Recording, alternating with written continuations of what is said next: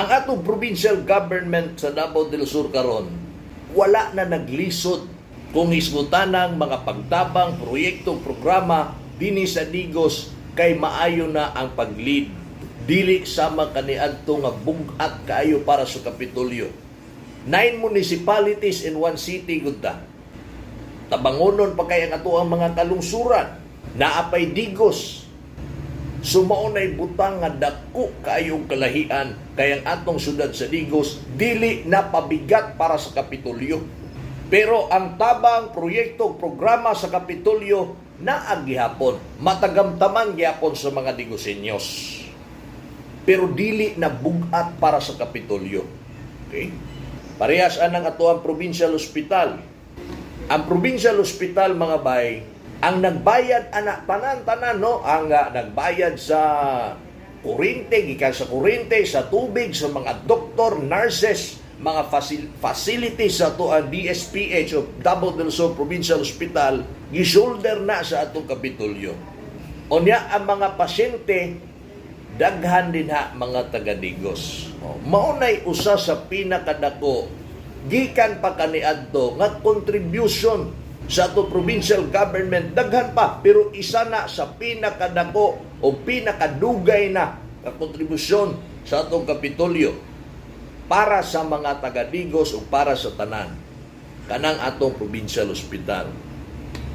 Okay? Kung kaniadto wala gyud counterpart ang Digos City, anang atong provincial hospital karon daghan na kay counterpart. Mitabang ang city government sa atong provincial hospital sa panahon ni Mayor Joseph Cagas. Kay kabalo si Mayor nga ang mga taga-Digos diha gyud tanan hanok. So kung unsay matabang sa city government, himuon ni Mayor Joseph Cagas para anang atoang Davao del Sur Provincial Hospital. Bag-o lang mga higala nag-purchase ang city government og duha ka high flow oxygen machine. Kining high flow oxygen machine gikinahanglan kay ni para makasalbar ta og kinabuhi. Matod pa ni Mayor Nasi na hinabingaw sa kadoktor nga naay mga pasyente nga hapit na gyud na mabugtuan sino lamang kinabuhi apan nasalbar tungod sa machine. Kining high flow oxygen machine. Unya kay wala na may nag-function nga high flow oxygen machine sa to ang provincial hospital, nag-purchase si Mayor Joseph Cagas og duha. Ang kantidad sa usa na is 330,000. Ang isa iyang gibutang din ha sa ato ang isolation unit o isolation facility nato din ha sa Igpit, o ang isa gidonate niya sa ato ang DSPH or Davao del Sur Provincial Hospital o kanang National Hospital. Gidonate niya ang isa din ha.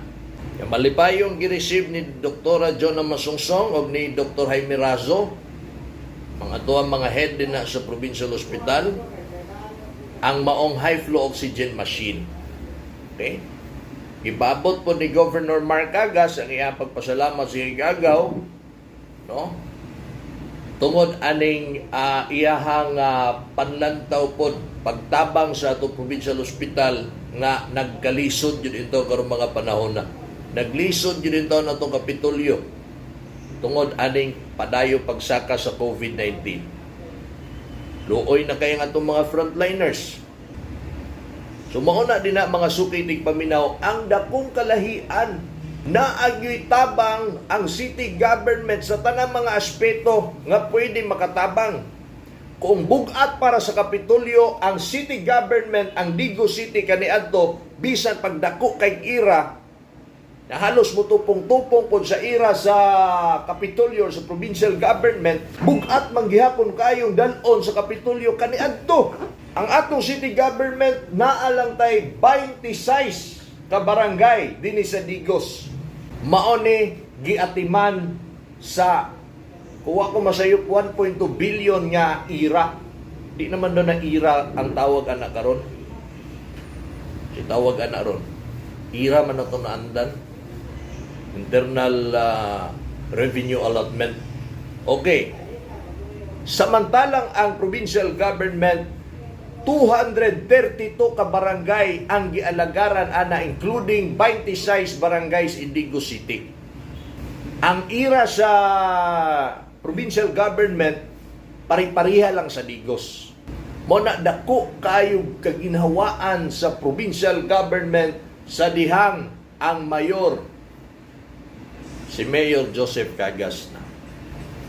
Kay inay naay mga proyekto programa nga para sa Digos, igahin na lang sa Kapitolyo sa uban pa nga mga lungsod.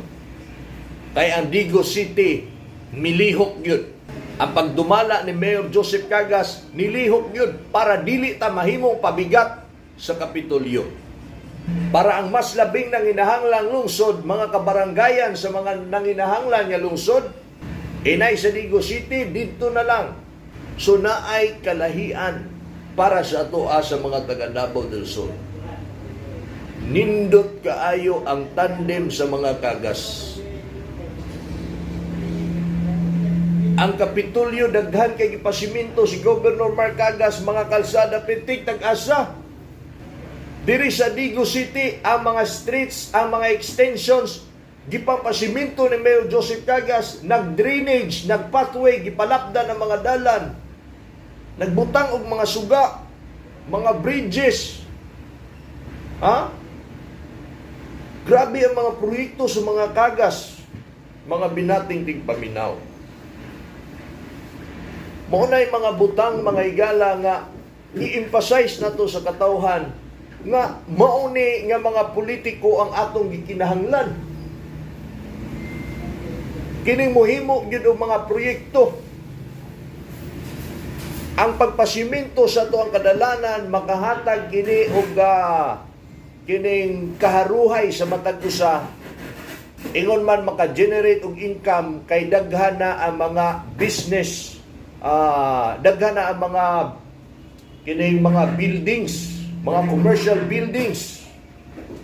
Ang magtukod din na kay gwapo naman ang dalan, daghan ang mga resort, kay ang atong mga kalsada padulong sa bukid sa mga bugnaw nga mga temperatura nga mga kabukirang bahin sa itong lalawigan, gipasiminto na. Sayo na lang kay ang pagngadto balik ngadto balik. So daghan na ang mga turismo nga mo bisita, gahin sa ilahang kwarta para kung unsa ilahang mapalitunon, unsa ilang mga gastuson dinhi sa tuang lugar. Diba? Himuon na nila kay gwapo naman ang atong dalan.